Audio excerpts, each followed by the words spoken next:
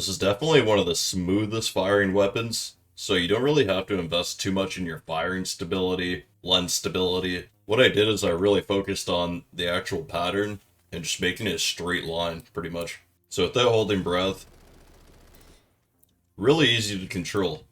But if you do hold your breath, that's when it has like almost zero. It's pretty ridiculous, but either way, you'll be good. It's really simple. It's pretty much just pull straight down. That was the goal of the recoil pattern for this.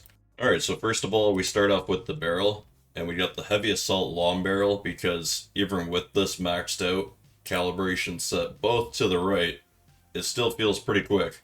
So we're maximizing the range that we can do damage-wise, and it feels better shooting at range as well. This thing can beam at distance. It just takes more shots than an assault rifle. So on the right rail and the left rail, this is where we put stability pieces. With these, I got it down to 0.62 recoil reduction when holding breath. This gun's very limited when it comes to pieces as well. That's another reason why I just went with the horizontal strategy. You can't change these back pieces, and there's not very many to begin with. So this SMG Echo Suppressor is a really good choice. If you want to go for even more range, be sure to choose this. But to make this gun just easy to use, this horizontal compensator is giving us not only the recoil pattern straighter, but it messes with your fire and camera stability horizontally, so it makes it feel so much smoother. And then we stack it with the Secret Order Bevel foregrip, double the firing stability, double the fire and camera stability, making it extremely smooth. Adds a tiny bit of vertical recoil, but I assure you it is not a big deal. And then I set this for ADS speed and stability when moving. If you're happy with the ADS speed, however, feel free to set this back over to default or control. This, for me, is just how I got it to feel more like an SMG. You don't want it to be too slow up close. So I'll cover the sight because I feel like the Hydrorizer is really necessary for guns like this where it's extremely limited because it gives us an opportunity to actually put on a laser.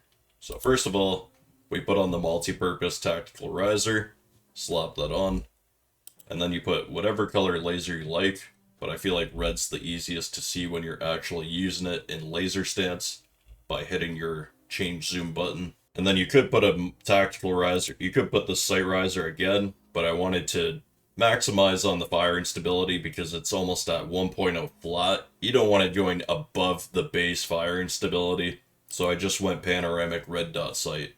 And I set these both to the left, and when you set these both to the left, make sure you go to your game settings and turn on scope magnification. Adapts automatically. When you have this on, it'll give you a clean 1:1 FOV. No other choices, so we put them both on. And here are the calibrations. We go ADS speed, which is what hipfire aim speed means in this game. I don't know why they worded it that way, but if you look at the statistics and the details, only thing that gets increased is ADS speed. And then we got extra control, and then you want to match these calibrations up. I also like going double default with the just control and then leaving this one in the middle. It'll give you less ADS speed, but it'll make it feel even smoother, even more ridiculous. So here's another Trenches at Night gameplay because that's the game we play. We don't play Delta Force, they should just rename the game to Trenches at Night. But anyways, appreciate you guys. Be sure to join the Discord for early and future builds, and I will see you in the next video. Peace out.